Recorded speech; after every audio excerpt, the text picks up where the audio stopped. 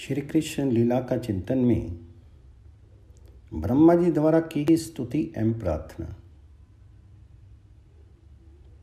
स्तम नहीं है श्री कृष्णचंद्र तुम्हें नमस्कार है। विश्व में एकमात्र वंदनीय तुम ही हो नाथ। मैं तुम्हारी वंदना कर रहा हूँ। आहा नव जलधर श्याम लंग कांति माने प्रभु के लिए नमस्कार है। स्थिर सुदामनी सदृश्य पीताम्बर धारी के लिए प्रणाम है। गुंजार्चित करण भूषण से चूड़ा के मयूर पिच से परिशोभित मुख वाले के लिए मेरा नमन है। वनमाली वन्यपत्र पुष्प रचित मालाधारी के लिए मेरी वंदना है।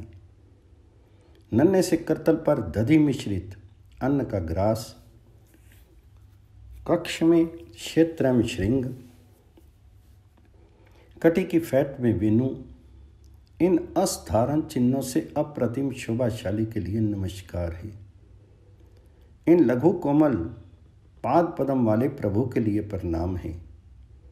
श्री गोपेंद्र तने के लिए अत्यंत अनंत वंदन है। गोपाल लाल के सुमधुर वेश के लिए सर्वस्व नछावर है।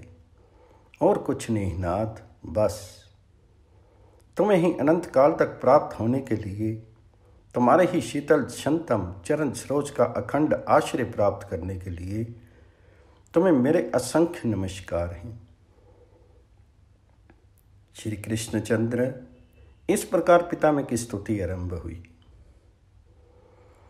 अहो एद्य नव घन तन श्याम, तिड़ि दिव पीत बसन अभिराम, मोर पिछ छवि छाजत भाल, नयन विशाल सुर वर बन माल, रस पुंजा गुंजा अवतंस कवल विशान, वेत्र बर वंश मृदुपद वृंदा विपिन विहार, नमो नमो ब्रजराज कुमार।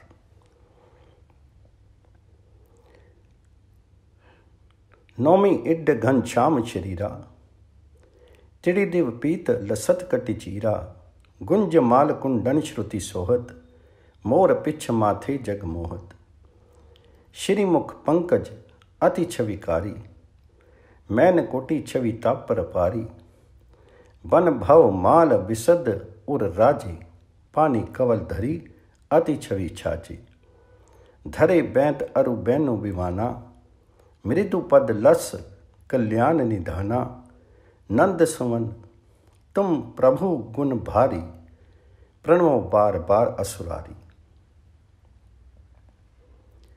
श्रेष्ठा को आज एक साथ एक स्थल पर सभी वस्तुएं प्राप्त हो गई हैं। ज्ञान का आवरण सर्वथा सदा के लिए विलीन हो चुका है और वे सब कुछ यथावत देख रहे हैं। उनके प्राणों का अनुभव ही शब्द बनता जा रहा है।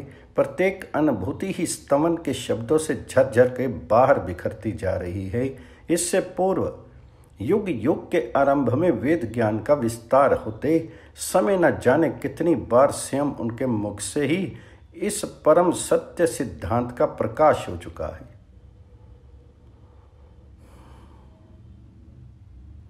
आकाशात पतितम तोयम यथा गच्छति सागरम, सर्वदे नमस्कारा केशवम प्रति गच्छति। आकाश से बरसती मेघ की जलधारा कहीं भी गिरे सागर की ओर ही प्रवाहित होगी। वैसे ही समस्त देवों के प्रति किया हुआ नमस्कार भी श्री कृष्णचंद्र के चारों चरण सरोजों की ओर ही केंद्रित हो जाता है। किंतु ब्रह्मा को ऐसा प्रतीत हो रहा है मानो प्रथम बार इस सत्य को वो जान पाए हों। श्री कृष्णचंद्र ही अनंत रूपों में अनंत उपासकों के द्वारा अपने अपने भावों से आराधित होते हैं। सब वास्तव में इन्हीं की वंदना करते हैं। सबके मूल स्वरूप ये ही हैं।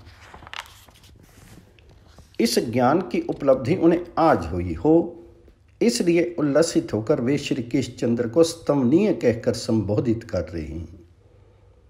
सबके स्तमन का पर्यवसान जहां जिन चरणों के प्रांत में है वहां वे न्यौछावर हो रहे हैं। और इतने में पुनः नेत्रों में भर जाती है श्री कृष्णचंद्र के श्री अंगों की नवनीरत कांति। वे सोचने लगते हैं, सचमुच जैसे नव जलधर विचार नहीं करता, उच्च नीच का, मलिन पवित्र का सर्वत्र समान भाव से बरस करके वह ग्रीष्म का ताप शमित कर देता है, वैसे ही ये श्री कृष्ण जलधर भी कहाँ देखते हैं। उज्ज्वल तमों में भावों की ओर समान भाव से सब पर बरस रही है। इनकी लीला सुधा की करुण अमृत की मधुर धारा। उस बाल घातनी पूतना को मातृगति इस महानिर्दयी अघासुर के संसरण का अंत समान कृपा वर्षण के ही तो निर्दर्शन है। इससे पूर्व मत्स्य कूर्म आदि रूपों में प्रभु की कृपा का ऐसा आयाचित दान कहाँ किससे मिला था। ये तो नव जलधर श्यामल रूप का ही मानो निजस्व है। बस बस यही है नाथ, तुम्हारा ये नव मेघ श्यामल विग्रह ही मेरा सार सर्वस्व है। मेरा अनुसिक्त हो जाए इसकी अनोखी श्याम छटा से पितामह के अंतर्मन का यही भाव बाहर व्यक्त हो उठता है। इस रूप में नव जलधर श्यामल अंग कांति वाले प्रभु के लिए नमस्कार है। अब पीताम्बर आकर्षित करता है पद्म योनि के मन को। श्री अंगों के स्निग्ध श्यामल ज्योति के प्रवाह में डूबती उतराती हुई उनकी दृष्टि पीठ पट के छोर में उलझ जाती है तथा एक अभिनव भाव का स्फुरन होता है। आहा, जैसे नव जलधर में सदा विद्युत रहती है, वैसे ही इन कृष्ण जलधर में भी पीत वसन रूप तड़ित का निवास है। अंतर इतना ही है कि प्राकृत मेघ में वह सतत चंचल है, जबकि इन कृष्ण मेघ की ये सुदामनी सुस्थिर सुशांत है। इतना ही नहीं, पितामह को प्रतीत हुआ मानो ब्रजेंद्र नंदन श्री कृष्णचंद्र के पदम दलायत नेत्रों से ये संकेत झर रहा हो। देखते हो ना, तड़ित सी चंचल वस्तु भी मेरे संपर्क में आकर के स्थिर हो गई है। ऐसे ही कोई अपने अतिशय चंचल चित्त को भी यदि मुझे समर्पित कर दे तो मैं उसे निश्चल करके सदा के लिए अपने पास ही रख लेता हूँ। सजल श्याम घन बरन लीन होए, फिर चित्त अनंत न भटकियो। कोई देकर देखे तो सही। बस ब्रह्मा बह चले इसी भावना की उर्मियों में तथा उनकी वाणी पुकारने लगी, स्थिर सुदामनी सदृश पीताम्बरधारी के लिए प्रणाम है। इसी निमित्त से अन्य सजातीय संस्कार जाग उठते हैं। पद्म योनि को स्मृति हो आती है वैकुंठ अधिपति श्री नारायण देव की। वे सोचने लगते हैं, वे भी तो नवनील नीरद वरण हैं, पीत पटधारी हैं। इतना साम्य तो उनमें भी है, पर उनके आभरण इन पूर्ववर्ती गोपेंद्र नंदन से सर्था भिन्न है। वे मणि मुकुट से विभूषित हैं, मणिकुंडल धारण करते हैं, अंगद रत्न में वले कंकन से परिशोभित हैं। नुपुर, कटक, कड़े, मेखला, अंगुलियक आदि उनके आभूषण हैं। मानो किसी भी साधारण वस्तु के लिए वहाँ स्थान नहीं, सर्वोत्कृष्ट रत्न समूह ही श्री अंगों के आभरण रूप में स्वीकृत हुए हैं। किंतु बनिहारी है इन ब्रज राजकुमार की। आहा, अतिशय सामान्य वस्तु गुंजा का तो ये अवतंस धारण किए हुए है। तुच्छ मयूर पिच्छ से इनका शिरोभूषण निर्मित हुआ है। वन से चयन किए हुए पल्लव पुष्पों की माला वक्षस्थल का आभरण है। अतः मेरे जैसे तुच्छ दीनहीन अकिंचन को भी यदि कहीं आश्रय मिल सकता है तो इन ब्रज राजकुमार के चरण प्रांत में ही। श्री नारायण के चरणाश्रय के उपयुक्त कहाँ पाऊंगा मैं समुज्वल दिव्य भाव। उत्कृष्टतम वैभव से नित्य परिवेष्टित वैकुंठ विहारी मुझे क्यों स्वीकार करने लगे। मुझे तो आश्रय दान कर सकते हैं।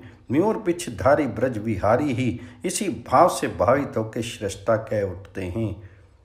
गुंजा वंश से म्यूर पिछ से परिशोभित मुख वाले के लिए वन माली के लिए मेरी वंदना है।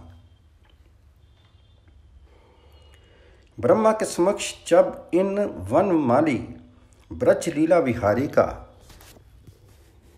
अनंत अपरिसीम माधुर्य सिंधु उद्वेलित उठता है, अपने पार्षदों को इस प्रकार अनर्गल विशुद्ध प्रेम रस का दान, असंख्य पार्षदों के साथ लीला सिंधु में ऐसा निर्बाध संतरण, वंशी के छिंद्रों से स्वरूपानंद का ये समान वितरण, रूप माधुरी की उर्मियों से विश्व का ये संप्लावन, इससे पूर्व किसी अवतार में व्यक्त नहीं हुआ।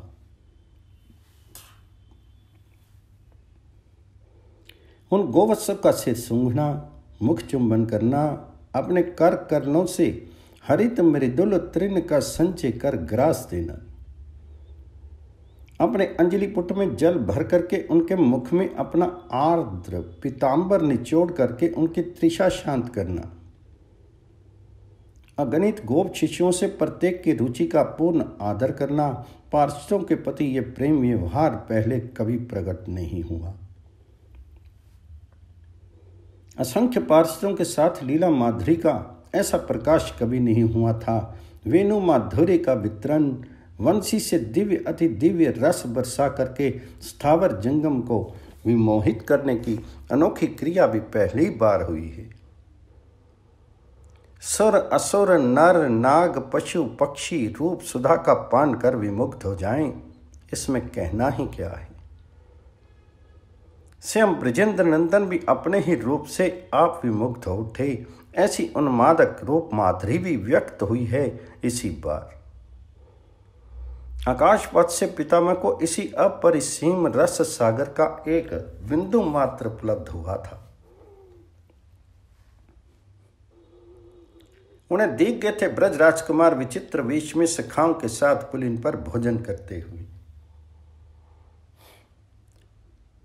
वे इस रस सिंधु में अवगाहन करने का, इसके एक कण मात्र का पुनः आस्वादन पा लेने का लोभ संवरण नहीं कर सके और उन्होंने वत्स हरण किया था। अब तक तो मानो वे भूले हुए से थे इन बातों को, प्रभु चरणों में किसी किए हुए अपराध की भावना से दबे हुए थे ये प्रेमिल भाव। किंतु आंखें डूबी, मन डूबा, बुद्धि निमग्न हुई। श्री कृष्णचंद्र के नव जलधर श्यामल श्री अंग समूह की गुंजावत तंस मयूर पिछ की छटा से उल्लसित वन माली के वदनार विंद की सौंदर्य सुधा सिंधु सरिता में फिर अपराध की भावना कहाँ टिकती, बह गई, वह भी इसके प्रबल प्रवाह में। चतुर्मुख को आंखों ने पुनः देख लिया। श्री कृष्णचंद्र के उस अभिनव साज को ही दध्योदन, वेत्र, विशान, वेणु वैसे ही यथास्थान सुसज्जित हैं। पितामह के प्राण प्रेम आवेश से स्पंदित होने लगते हैं, लालसा हिलोरे लेने लगती है। अनंत काल तक श्री कृष्णचंद्र का यह माधुर्यमय रूप ही मेरे प्राणों का आधार रही। श्री कृष्णचंद्र इस रूप में ही मुझे चरण शरण दें तथा यही अभिलाषा बाहर झंकृत होने लगती है। करतल पर दध्योधन, कक्ष में वेत्र श्रृंग, कछोटी में वेणु रूप, असाधारण चिन्हों से अप्रतिम शोभाशाली के लिए नमस्कार है। बाल्य लीला विहारी श्री कृष्णचंद्र का ये बाल्य वेश पितामह के मन का मंथन कर रहा है। किसी अचिंत्य प्रेरणावश ब्रजेंद्र नंदन के जन्म से लेकर अब तक की समस्त लीलाएं श्रेष्ठता के मानस तल में स्फुरित होने लगती हैं। वे सोचते हैं प्रभु के भक्त वात्सल्य का प्रकाश जितना इस बाल रूप में हुआ है उतना और किसी रूप में नहीं।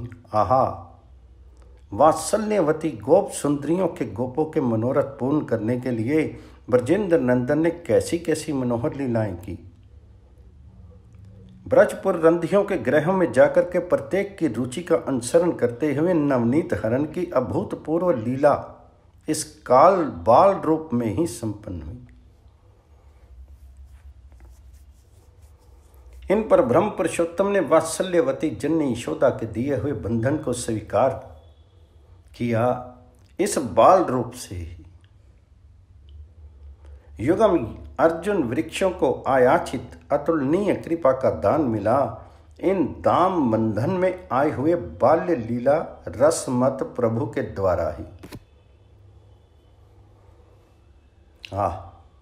किसी अचिंत्य सौभाग्यवश ये बाल गोपाल मुझे भी अपने चरणों की शरण दान कर देते।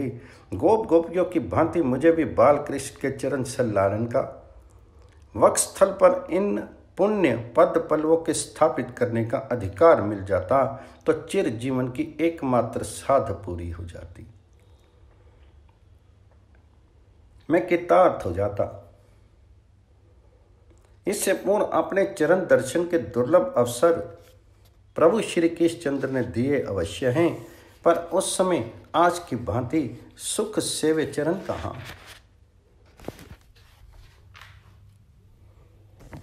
और तो क्या इन चरणों की सन्निधि में भी जा सकूं, ये साहसी मुझ में उस समय कहाँ था। भयवश प्राण कंपित हो रहे थे। ओह, अभी भी श्री कृष्णचंद्र के उस नरसिंह रूप की स्मृति प्राणों में भय का संचार करते रही है। ग्रीवा के केश समूह से टकरा करके सुर विमान अस्त व्यस्त हो गई। स्वर्ग डगमग डगमग कर पाद की धमक से धरा धूंझने लगी। वेग से पर्वत उठ चले। तेज की ऐसी चकाचौंध फैली थी कि आकाश एवं दिशाओं का ज्ञान लुप्त हो गया। किसी का साहस नहीं था कि समीप जाकर के प्रभु को आप अपनी सेवा समर्पित कर सके। दूर से ही मैंने प्रभु की वंदना की थी। प्रभु, आप अनंत हैं, आपको नमस्कार कर रहा हूँ। आपकी शक्ति का पार नहीं है। आपके प्रकर्म विचित्र हैं, कर्म पवित्र हैं। आप गुणों के द्वारा ही अपनी लीला से विश्व का सृजन पालन परले करते हैं, फिर भी निर्विकार हैं। आपको नमस्कार है प्रभु। बस प्रणाम मात्र निवेदन कर लौट आया था। इसके पश्चात वामन रूप से प्रभु ने अवसर दिया था चरण स्पर्श का। बलि के द्वारा संकल्प की हुई 3 भाग भूमि को ग्रहण करने के लिए प्रभु ने चरण विस्तार किए। वामन देव का वह पद विन्यास ऊपर की ओर उठता हुआ महरलोक, चांदलोक, तपोलोक का अतिक्रमण कर मेरे आवाज सत्यलोक में आया। उनके उस चरण नख चंद्र की छटा से सत्यलोक की आभा प्रतीत हो गई। मैं स्वयं उस प्रकाश में निमग्न हो गया। दौड़ा मैं अभिनंदन करने और मैंने फिर उस चरण अंगुष्ठ का प्रक्षालन किया। उस समय भी प्रभु के चरण मेरे लिए सुख सेवे नहीं हो सके, किंतु आज किसी अनिर्वचनीय सौभाग्य से भक्त वत्सल प्रभु बाल गोपाल के चरण मेरे समक्ष हैं। इस रूप में हैं कि मैं इन्हें यथेश अपने हृदय पर धारण करके अपनी चिर लालसा को पूर्ण कर सकूं। इस बार की लीला में बृहद्वन की वृंदा कानन की धरा के वक्ष स्थल पर स्थित तरु गुल्म लताओं ने इन बाल्य विहारी के अनावृत चरणों का स्पर्श पाया है।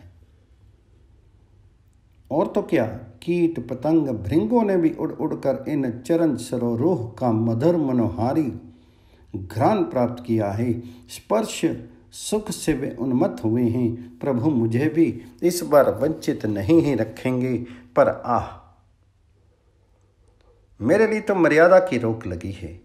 जो मेरे जन्मदाता पिता हैं, जिनके नाभि पदम से मेरा प्रादुर्भाव हुआ है, जो मेरे उपदेष्टा हैं, जिनके उपदिष्ट मंत्र की मैं उपासना करता हूँ, जो मेरे स्वामी हैं, जिनके नियंत्रण में ही विश्व का सृजन करता हूँ, उन्हें बालक कहकर संबोधन कैसे करूं?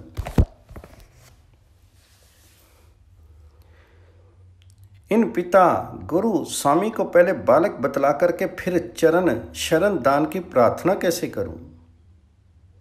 शिष्ट मर्यादा के विपरीत मेरा ये आचरण कैसे क्षम्य होगा? साथ ही बाल गोपाल की लीला माधुरी के आस्वादन का लोभ परित्याग कर सकूं, ये भी संभव नहीं है। क्या करूं?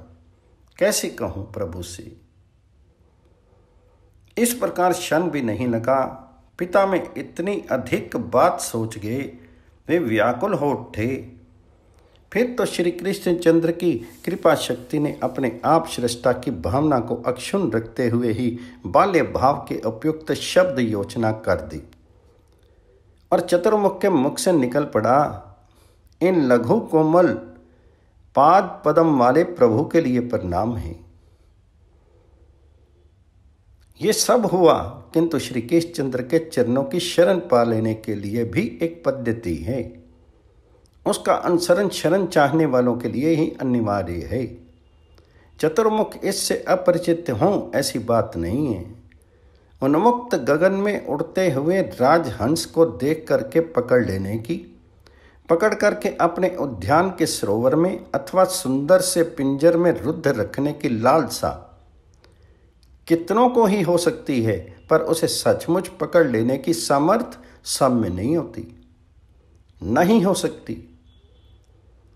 जो वन विहंगमों को जाल में आबद्ध करने का कौशल जानता हो, उसके समीप ही अपनी अभिलाषा निवेदन करनी पड़ती है, और तभी राजहंस अपने उद्यान की पिंजर की शोभा बढ़ाने के लिए प्राप्त हो सकता है। चतुर्मुख जानते हैं। उन्मुक्त अनंत ऐश्वर्य के आकाश पथ में उड़ते हुए इन श्री कृष्ण राजहंस को वात्सल्य प्रेम के जाल में उलझाकर अंक में धारण करने की कला ब्रजेश्वरी को, ब्रजराज को ही ज्ञात है। उन्होंने वात्सल्य का जाल विस्तीर्ण करके बाल कृष्ण मराल को अपनी निधि बना लिया है। इसलिए उनकी ही कृपा कोर से मुझे बाल कृष्ण के चरण प्राप्त हो सकेंगे।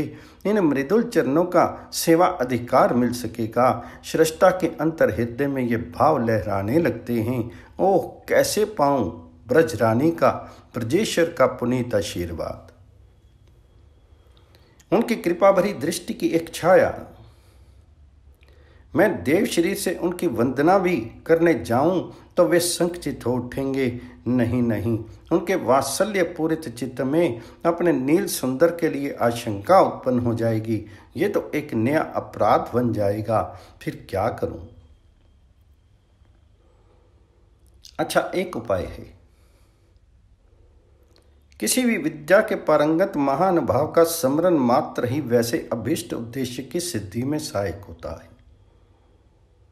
मैं ब्रजेश्वर को स्मरण करके उनसे इन बाल गोपाल के नित्य संबंध का निर्देश करके वंदना करूं तो मुझे अपना चिरवांछित मिलकर ही रहेगा। अपने पिता का नाम सुनकर प्रभु द्रवित हो ही जाएंगे। बस अविलंब ऐसा ही हो। हे ब्रजेश्वर के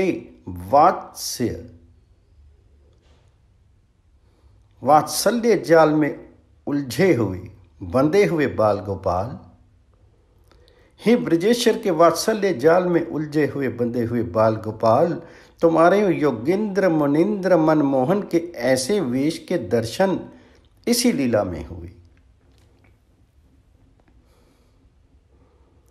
इससे पूर्व अनंत रूपों में तुम्हारे पुनीत लीला यश में मेरे द्वारा निर्मित ये जगत पावन हो चुका है, पर तुम्हारा माधुर्य मेरे प्राणों का मंथन कर दे, मुझे ही विमोहित कर दे।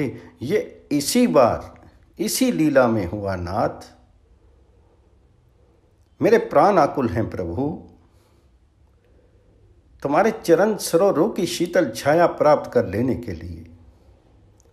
एकमात्र अभिलाषा है ब्रजेंद्र कुल चंद्र, गोप गोपी संलालित इन लघु चरणों का आश्रय मुझे भी सदा के लिए, अनंत काल तक के लिए मिल जाए।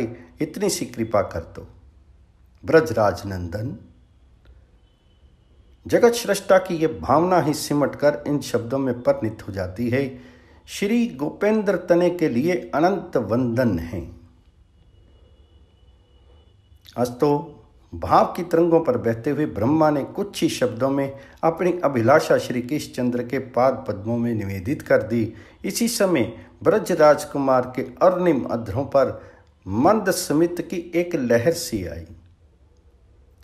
नेत्र कमल भी किंचित चंचल हो उठे। सृष्टा को प्रतीत हुआ मानो ब्रजेंद्र नंदन व्यंगात्मक संकेत कर रहे हों। पिता में कर क्या रहे हो?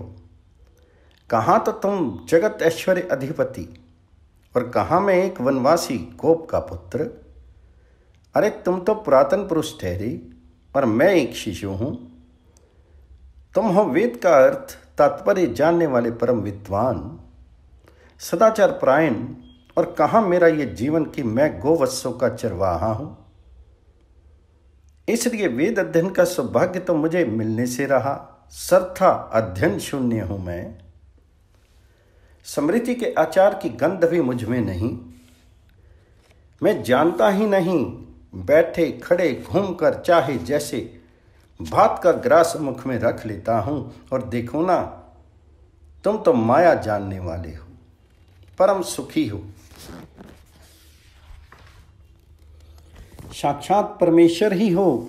और मेरी दशा ये है कि तुम्हारी माया से मोहित हुआ दुख का मारा वन में यहाँ से वहाँ घूम रहा हूँ। सोचो, तुम इतने महान, मैं इतना तुच्छ। मैं कभी तुम्हारा स्तमन करने के लिए भी योग्य हूँ?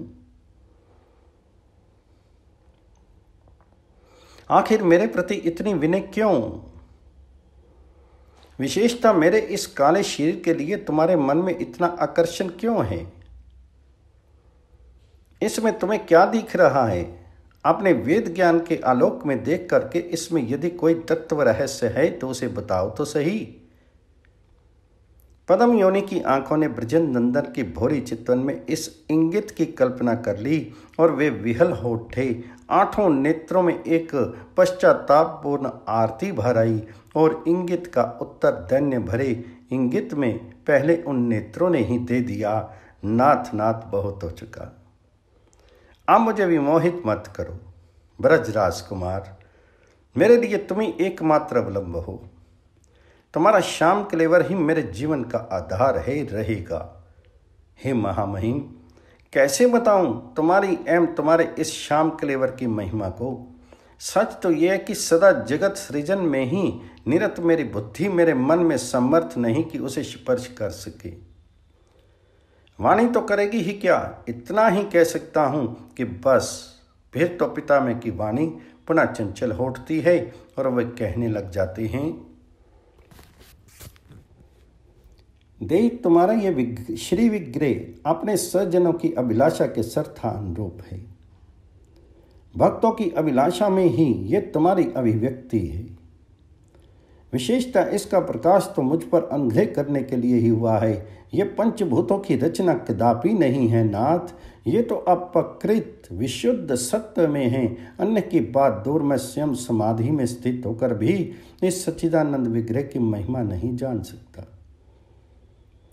फिर आत्म आनंद भाव स्वरूप साक्षात तुम्हारी महिमा को, जहाँ रसराज महाभाव स्वरूप में तुम नित्य विराजित हो, उसे कौन कैसे जान सकता है स्वामिन।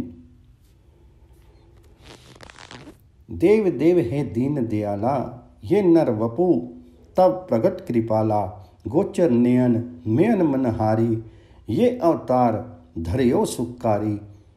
सौ महिमा मोहे अघट गोसाई, अपर जानी सख किन मति पाई। ये बबू तुम निज भक्त हित धर्यो नाथ यह जानी। गोकुल गोपी गोप जान सब काहू सुखदानी। तो किमी जाने सके नहीं कोई, इमी जो नाथ कहो जियो को जोई। तुम अनी आत्म सुख रूपा, पूर्ण ब्रह्म अगुण गुण रूपा। एक अनेक सकल घटवासी, कृपा सिंधु तुम जन सुख राशि। कौन लखे तब चरित कृपाला, बातें गाऊं गुण गण माला। हे प्रभु ये तुमरो अवतार सुलभी प्रगट सकल श्रुति सार।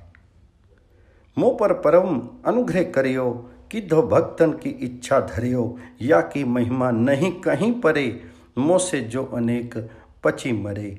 जो साक्षात वस्तु इकाही, अवतारी अवलंबत ताही। सो तुम जाने परत कौन पे, ससी है जात न गहयो बोन पे। इसलिए नाथ पिता में बोलते ही चले गए, जो भक्तजन हैं वे तुम्हारे स्वरूप की ऐश्वर्य की महिमा पर विचार करने नहीं जाते। इसके लिए वे तनिक भी परिश्रम नहीं करते, तीर्थाटन आदि करने की भी उनकी रुचि नहीं होती। वे तो तुम्हें ही अपने जीवन का सार सर्वस्व बना चुकने वाले संतों के द्वार का आश्रय ग्रहण करते हैं। अव्यग्र चित्त से वहां निवास करते हुए संतों के द्वारा कही ही तुम्हारे नाम रूप गुण लीला की कथाओं को ही, उनके द्वारा गान किए हुए भक्त चरित्रों के ही श्रवण करते रहते हैं। कथा श्रवण के समय आदर की भावना से उनकी अंजलि बन जाती है। प्रेमावेश से हरे नारायण जगतपते की पावन ध्वनि उनके मुख से निकल पड़ती है। कथा का अनुमोदन करने के लिए उनका अंतर्मन पूर्ण रहता है कथा की निष्ठा से।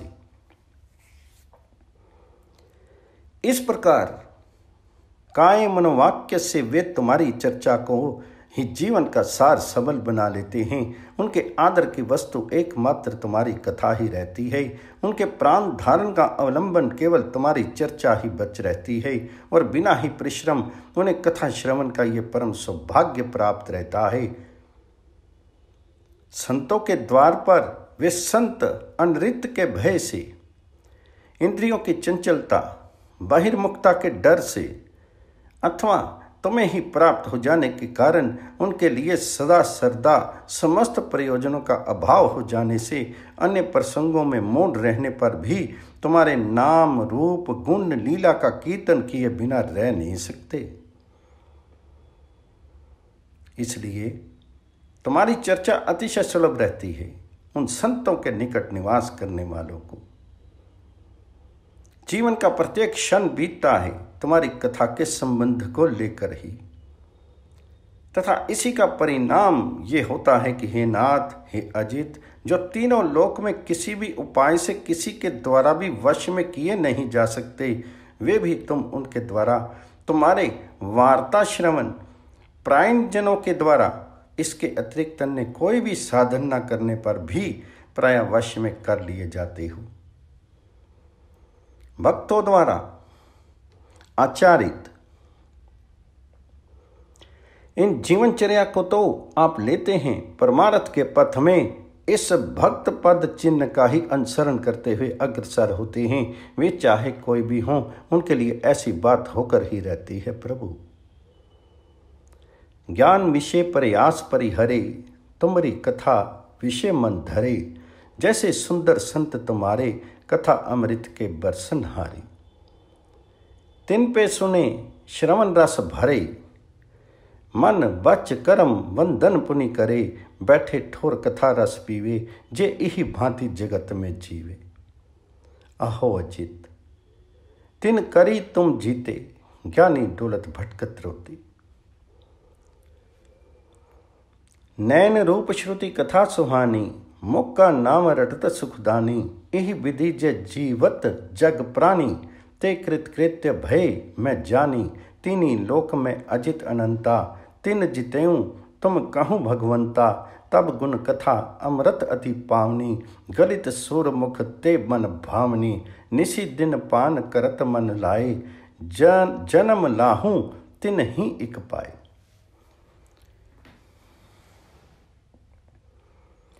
आज ब्रह्मा को स्पष्ट दिख रहा है कि उपयुक्त श्रवण आदि रूप भक्ति का आश्रय लिए बिना ज्ञान चाहने वाले को ज्ञान की प्राप्ति हो ही नहीं सकती, तथा वे श्री कृष्ण चंद्र के चारों चरण प्रांत में अपने भाव पुष्प समर्पित करते हुए अपनी इस अनुभूति को भी निवेदित कर रहे हैं कि हे प्रभु, सबके लिए नितांत आवश्यक है तुम्हारी भक्ति। इसके अभाव में न अभ्युदय संभव है न अपवर्ग की सिद्धि, क्योंकि सब प्रकार के कल्याण का उदय विस्तार इस भक्ति रूप मूल स्तोत्र से ही तो होता है। समस्त मंगलों का उद्गम जो ये ठहरी, किंतु लोग भ्रांत हो जाते हैं। नाथ, इसका आश्रय ग्रहण करना तो दूर, इसकी अत्यंत अवहेलना कर बैठते हैं। उन्हें तुम्हारे मंगल में नामों का पीयूष सतत स्वादन के योग्य नहीं प्रतीत होता। तुम्हारे अनिंद्य सुंदर मधुर अति मधुर रूप की चर्चा उन्हें आकर्षित नहीं करती। तुम्हारे अनंत कल्याण में मधुस्त्रावी गुण गणों का वर्णन श्रवण उन्हें प्रिय नहीं होता। तुम्हारी दिव्य लीलाएं, तुम्हारा चिद आनंद में विहार उन्हें अपने चिंतन योग्य वस्तु नहीं दिखती। वे अनादर कर देते हैं तुम्हारी इस रसमय वार्ताओं का, सरस भावनाओं का, और इसके बदले ज्ञान की संथा लेकर तुम्हारी महिमा का परवेशान देखने के लिए अथवा आत्मबोध के लिए ही वे सतत प्रयत्नशील रहते हैं, अतिशय परिश्रम करते हैं। वे सर्वमंगल निकेतन तुम्हारी भक्ति उन्हें सहज में ही ज्ञान की प्राप्ति करा देती है। इसके अवंतर फल रूप में उन्हें स्वतः आत्मबोध हो जाता है, पर इस ओर वे ताकते ही नहीं।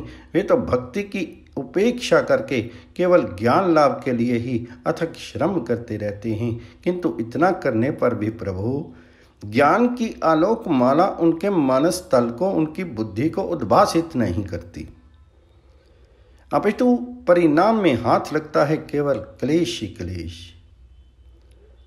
साधन श्रम मात्र, इसके अतिरिक्त और कुछ नहीं। साधन जन्य यत किंचित सिद्धियां भी नहीं, मिले कैसे? समस्त सिद्धियों की मूल तो तुम्हारे श्री चरणों की अर्चना है। तुम्हारे संबंध से शून्य कोई भी साधन किसी भी शुभ फल का सृजन कर जो नहीं सकते, अतः उनके लिए भी बच रहता है केवल असफल आयास मात्र। ठीक उसी प्रकार जैसे अल्प परिमाण में सामने रखे हुए धान्य को परित्याग करके तंदुल निकाले हुए धान्य तुष की राशि थोथी भूसी के ढेर को कूटने पर अन्न कणों की उपलब्धि नहीं होती। निरर्थक श्रम मात्र ही होता है श्रेय की निर्झरनी। तुम्हारी भक्ति की जो अवहेलना कर देते हैं वे शुष्क ज्ञान लाभ के लिए भले ही कुछ भी कर लें, उनके लिए अवश्यंभावी परिणाम यही होता है। सर्वेश्वर, तुम्हारी भक्ति अमीरस सर्वर मोक्ष आदिक जाके बस निर्झर तिहि तजिद चे केवल बोध को करत क्लेश चित शोध को। तिन कहूँ छीनी छिन्न श्रम बड़े और कछुना तनक कर चढ़े। जैसी कन विहीन ले धान धमकी धमकी कूटत ज्ञान फलते विरथ यह दुख भरे खोटक हाथिन फोटक परे। त्यागी भक्ति तब मूड नर ज्ञान हेतु दिन राती करे जतन पची पची मरे लह न कबू शांति। भक्ति सरोवर अति गंभीरा झरना अमित झरे तेहि तीरा। ऐसी सरस भक्ति सुखदानी तेहि तजी अपर ठाम रुचि मानी। तासु सकल श्रम विफल गोसाई श्रुति पुराण सतत इमि गाई। जिमि को अल्प धान्य करे को त्यागी धान अभास धनो अनुरागी। कुंडन करे ताहि रुचि मानी लहे न अन्न सहे दुख खानी। तिमि तब भक्ति त्यागी नर मुड़ा सहे कोटि दुख मोह अड़ूड़ा। भक्ति की यह महिमा कथन मात्र के लिए ही ऐसी बात नहीं है नाथ। वेद गर्भ प्रमाण देने लगते हैं, अपितु अतीत के अगणित संतों का जीवन इस सत्य को प्रत्यक्ष कर दे रहा है।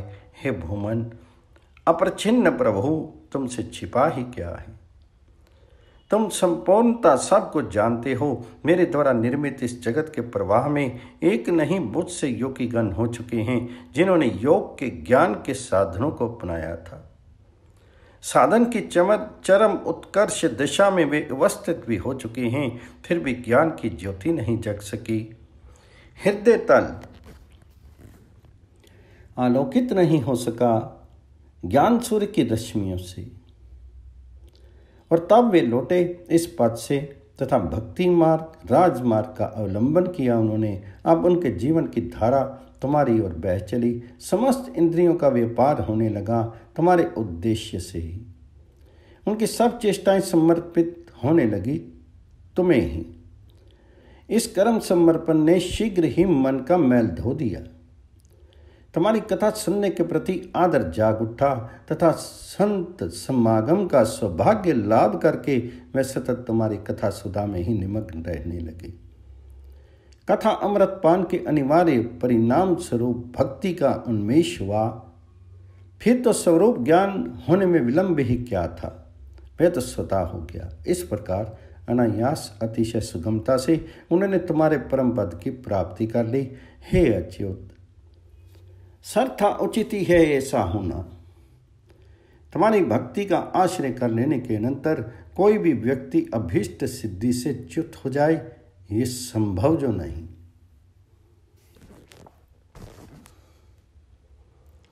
हो प्रभु पाछे बहु तक भोगी, तजी तजी भोग भय जल जोगी। दृढ़ अष्टांग जोग अनुसरे, ज्ञान हेतु बहुते तप करे। अति श्रम जानी तहाँ ते फिरे, तुम कहो कर्म समर्पण करे। तिन करी शुद्ध भयो मन मर्म, तब कीने प्रभु तुम्हारे कर्म। कथा श्रवण करी पाई भक्ति, जाके संग फिरत सब मुक्ति। ता करी आत्म तत्व को पाई, बैठे सहज परम गति पाई। हे भूमन पूरब जे जोगी, तजी ग्रह आदि सुख भय वियोगी। करी बहु जतन ज्ञान हित भारी, मिले ज्ञान नहीं भय दुखारी।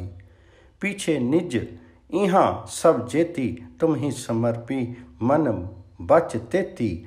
सुनी तब कथा भक्ति ही आई, जान्यो आत्म रूप बनाई। ते नर सहज प्रयास बिन, मुक्ति लहे सुख कंद। परे न भव निधि माही पुनि, मीटे सकल जग द्वंद। इतना कह लेने के अनंतर सृष्टा के नेत्र मन प्राण पुनः ब्रज राजकुमार के नवजलधर श्यामल श्री अंगों की सौंदर्य राशि में, चिद आनंद में श्री विग्रह के आनंद अपरसीम पारावार विहीन महिमा में डूबने उतरने लगते हैं। प्राणों के कण कण से झंकृत हो उठता है, सर्था अज्ञेय है ये महिमा। ब्रज राजकुमार का ये स्वरूप इसी समय सहसा पदम योनि के मन में बुद्धि में ब्रजेंद्र नंदन श्री कृष्णचंद्र के निर्विशेष स्वरूप का स्फुरन हो जाता है।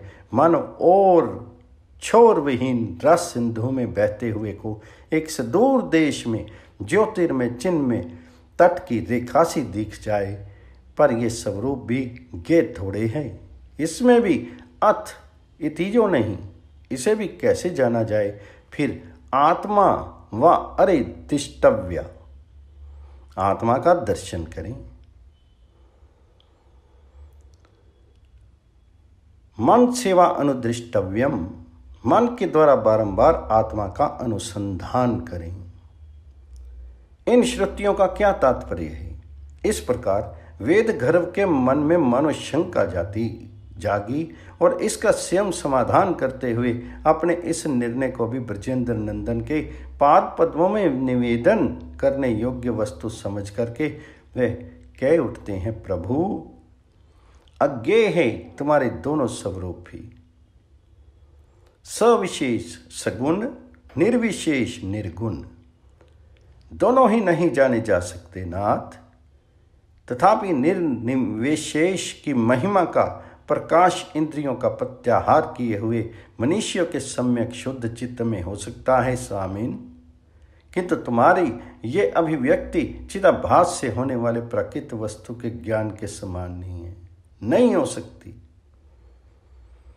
ये तो तुम अपनी स्वप्रकाश शता शक्ति से ही आत्माकार हुए चित्त में प्रतिभासित होने लगते हो। प्रभु, जब इंद्रियों का प्रत्याहार हो जाता है, विषयों से वे हटा ली जाती हैं, विषयों से उनका कोई भी संबंध नहीं रहता, तब चित्त की विषयकारता भी मिट जाती है। ये स्थिति ही चित्त का विषय आकार न रहना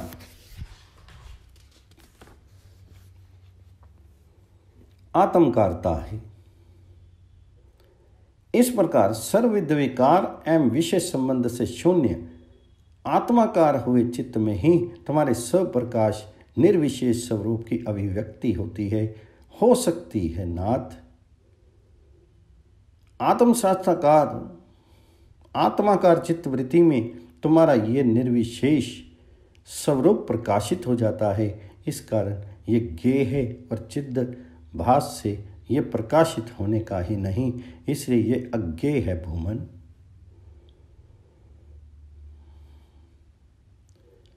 लक्ष्मी यद्यपि नित उर रहे, सो पुनि तनक कबू नहीं लहे, जाके रूप न रेखा न क्रिया, तिहि लालच अवलंब हिया, तदपि कई तजी तजी सब कृति, निर्मल करत चित्त की वृत्ति, सहज ही शून्य समाधि लगाई, लेत है तामे तुमको पाई। अगुण रूप जो अहे तुम्हारा, तासु ज्ञान कौ लहे उदारा, सगुण रूप तब गुण बहुत भारे, लहे न को इमि वेद उचारे, गुणातीत तब रूप अनुपा, इंद्रजीत जाने सुख रूपा। किंतु इसी प्रकार तुम्हारे सगुण स्वरूप की महिमा भी जान ली जाए, ये कदापि संभव नहीं है। अनंत श्रेष्ठा पुनः ब्रज राजकुमार के सविशेष स्वरूप के वैभव का ही संपुट देते हुए से बोल पड़ते हैं। अनंत अपकृत अकल्याण गुण निलय, तुम सदा सबके लिए अज्ञेय ही बने रहती हो। तुम्हारे दिव्य स्वरूप भूत गुणों की था आज तक किसने पाई है। प्रभु, विश्व के कल्याण के लिए ही तो तुम्हारा ये अवतरण हुआ है। नाथ, इससे पूर्व भी ना जाने कितने भक्तों को कृतार्थ करने के लिए किन किन रूपों में अवतरित होकर अपने गुणों में से कौन कौन से गुणों का प्रकाश तुमने किया है। स्वामिन, जगत के अनादि प्रवाह में अनंत प्राणियों की अनंत भावनाओं से उपासित होकर के उनके प्रेम से आकर्षित हुए तुम जब जब यहाँ अवतीर्ण हुए हो, उस समय तुम्हारे कारुण्य, भक्त वात्सल्य आदि अनंत गुणों का कैसी, कहाँ, किस रूप में अभिव्यक्ति हुई है, इसे कौन जानता है। विभो, तुम्हारे गुण गुणों की गणना किसके द्वारा संभव है। नाथ, महाशक्ति संपन्न शेष एवं सनक आदि योगेश्वर गण दीर्घ काल के परिश्रम से पृथ्वी के धूलि किरणों की, आकाश के हिमगणों की एवं सूर्य नक्षत्र आदि के किरण परमाणुओं की भी गणना कर लेने में जो समर्थ हो चुके हैं, उनमें भी ऐसी किन की समर्थ है जो तुम्हारे अनंत कल्याण में गुणों को गिन डालें।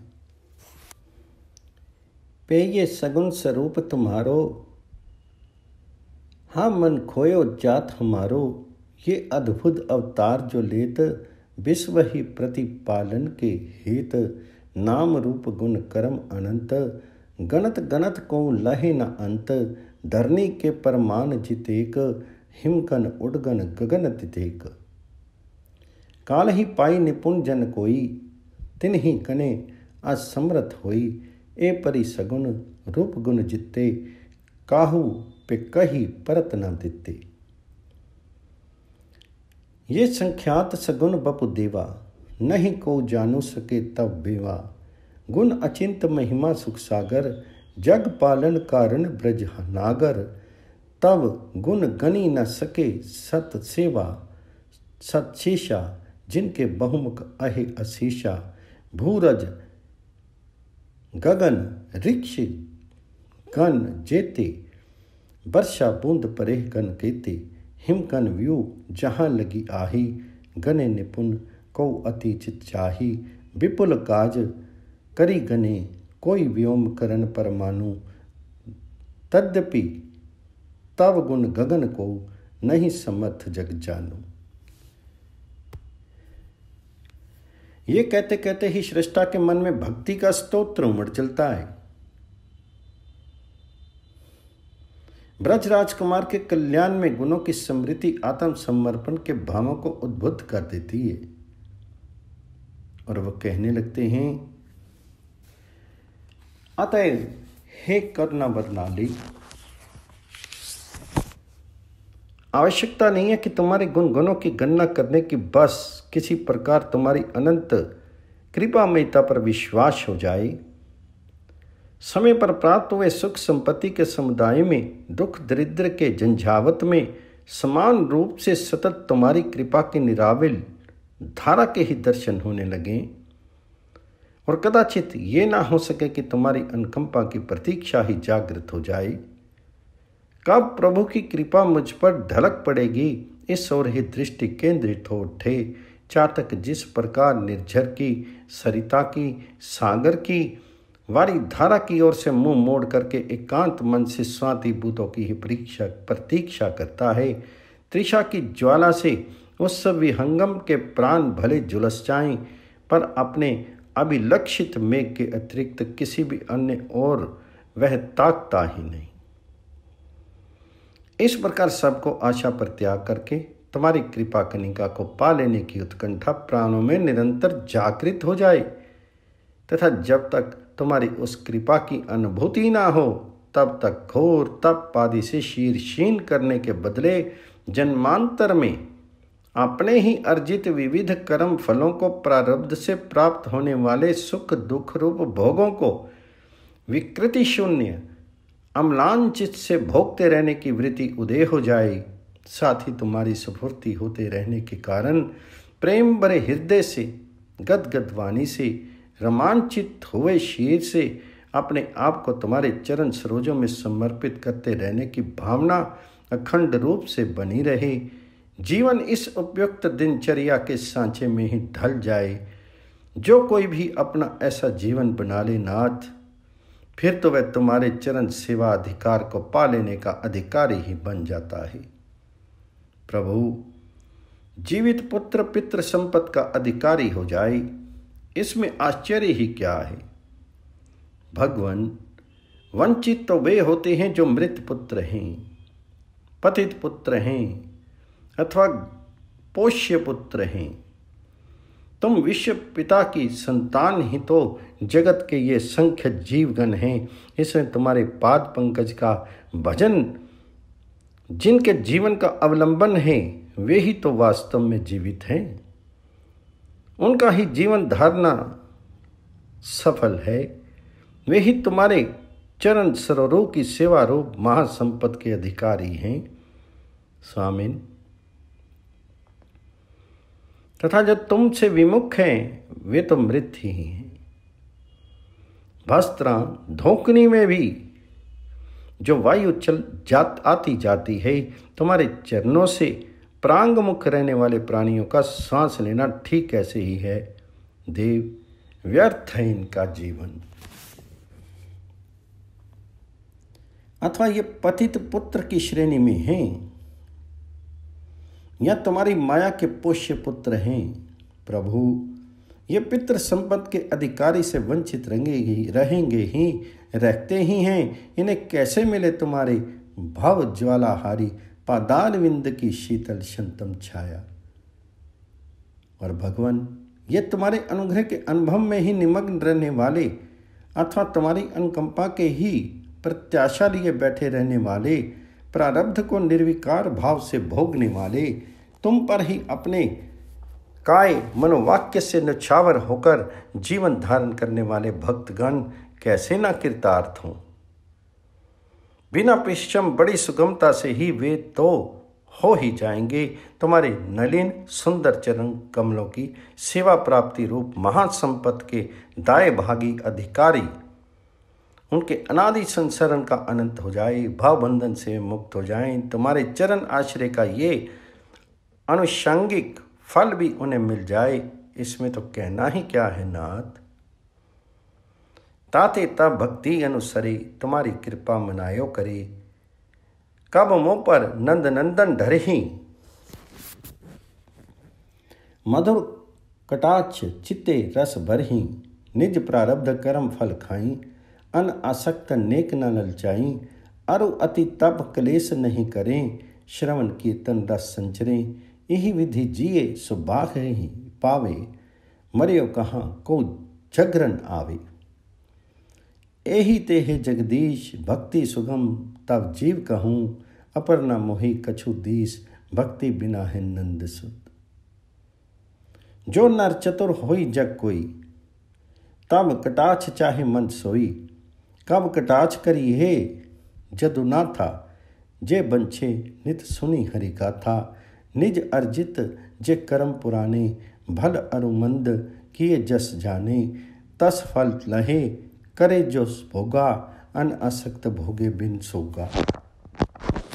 अति क्लेश तप आदिक त्यागी, तब पद संतत होय अनुरागु, एहि विधि जे जीवन है प्राणी, भय मुक्ति भागी ते जानी।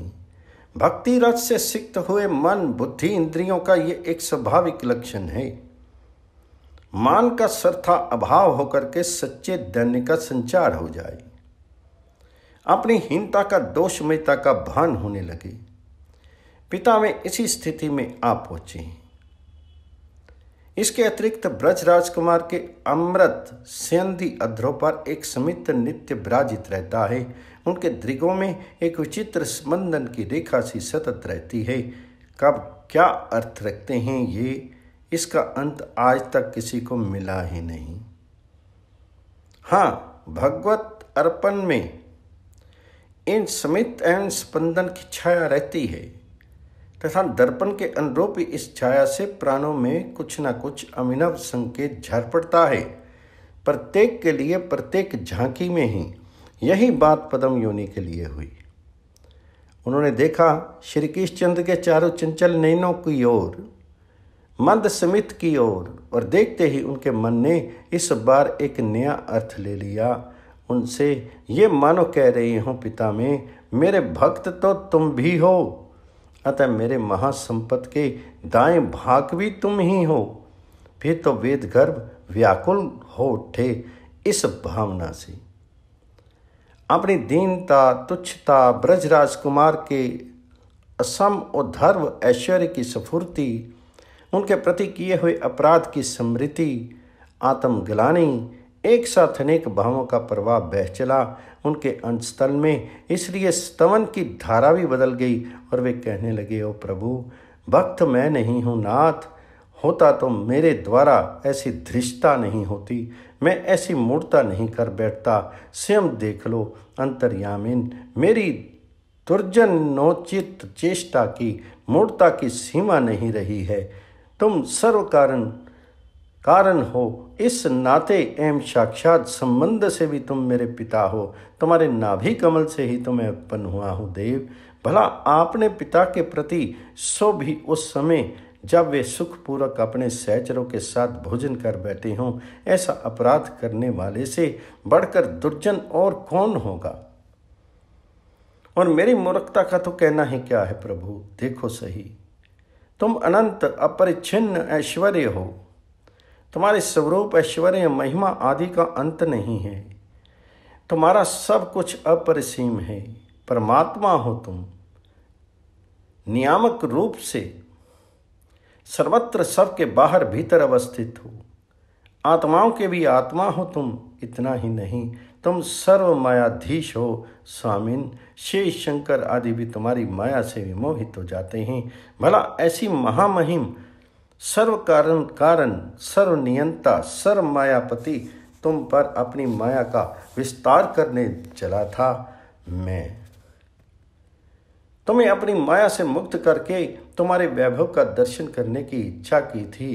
नहीं, देव समाज के समक्ष अपनी प्रतिष्ठा स्थापन करने गया था। अखिल ब्रह्मांड नायक स्वयं भगवान को भी पिता मैंने अपनी माया से मुग्ध कर दिया। इस यश का प्रसाद इस रूप में अपने ऐश्वर्य का दर्शन करने गया था। ओह, इस मूर्ता महामूर्ता की भी कोई सीमा है। तुम्हारी तुलना में मेरा अस्तित्व ही क्या है नाथ। प्रज्वलित अग्निपुंज के सामने उसी से उत्थित एक स्फुलिंग कर्ण की भी कहीं गणना होती है। इतने महान हो तुम और इतना तुच्छ अति तुच्छ हूं मैं, फिर भी मेरी ऐसी कुटिलता क्या कहूं प्रभु।